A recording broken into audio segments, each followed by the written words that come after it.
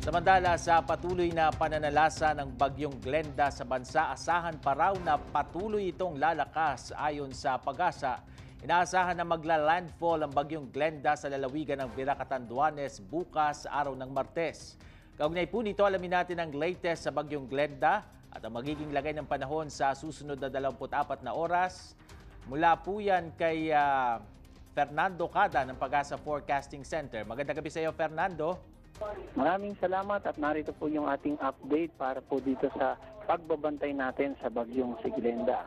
Bagya pa rin po itong lumakas habang ito po ay patuloy na kumikilos pa kanluran at nagbabadya nga po dito sa may Kabikulan.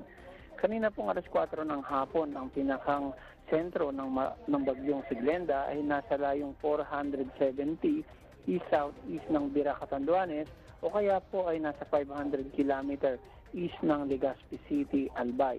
Taglay nito ngayon ang hangin na umaabot sa 110 km per hour malapit sa gitna at may pagbugso na abot sa 140 km per hour. Ito nga po ay gumagalaw pa kanluran o westward sa bilis na 30 km per hour. Inaasahan po natin bukas ng hapon, ito po ay nasa may vicinity ng Ligao City, Albay, at maaari pong sa araw ng Miyerkules ng hapon, ito naman ay nasa layong 90 km dito po sa west-northwest ng Iba, Zambales, at sa Huwebes ng hapon, tuluyan na po ito nakalabas sa ating landmass at sa mga oras na yon, ito po ay palabas na sa area of responsibility at nasa layong 500 km dito po sa west ng Laoag City, Ilocos Norte. At dahil pa rin dito nga po sa pagbabantay natin sa bagyong si Glenda, nakataas na po ngayon ang Public Storm Signal number 3. Yan po ay sa lalawigan ng Catanduanes.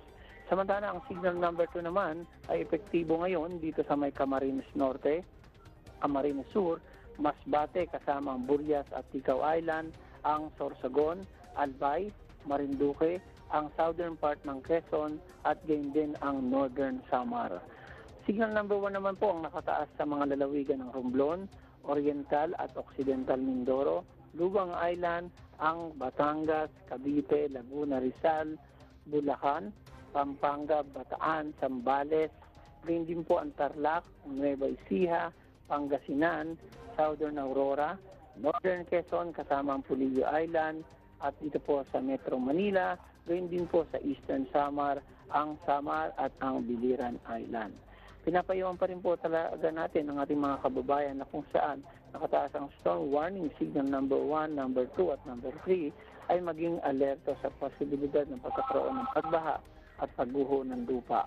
Samantalang yung nakataas na mga lugar na signal number 3 at number 2 ay na-alerto rin natin sa mga storm surges o pagtaas ng alon ng karagatan dulot nga po ng papalapit na bagyo. Ang ating pong mga payo sa ating mga kababayan mga isda, lalong-lalo na po yung gumagamit ng maliliit sa pandagat, ipagpaliban po muna o huwag po munang pumalaot, partikular din dito sa may eastern seaboard ng Luzon at ng Kabisayaan.